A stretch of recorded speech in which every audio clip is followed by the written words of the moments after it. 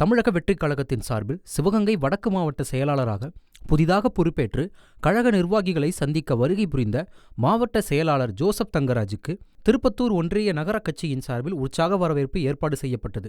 இந்நிலையில் திருப்பத்தூர் பேருந்து நிலையம் எதிரில் உள்ள மருது பாண்டியர்கள் நினைவுத் தூணுக்கு மாலை அணிவித்து மரியாதை செலுத்திக் கொண்டிருக்கும் போது அவ்வழியாக வந்த தொழில்துறை அமைச்சர் TRB ராஜாவின் கார் எதிர்பாராத விதமாக டிராபிக்கில் சிக்கியது. இதனால் அப்பகுதியில் சிறிது நேரம் பரபரப்பு ஏற்பட்டது.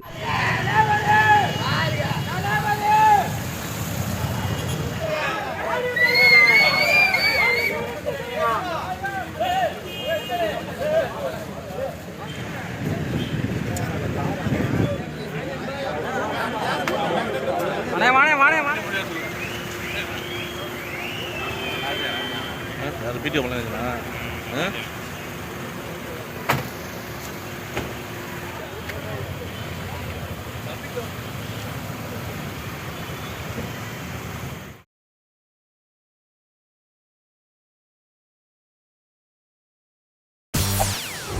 செய்திகளை உடனுக்குடன் தெரிந்து கொள்ள உடனே சப்ஸ்கிரைப் பண்ணுங்க.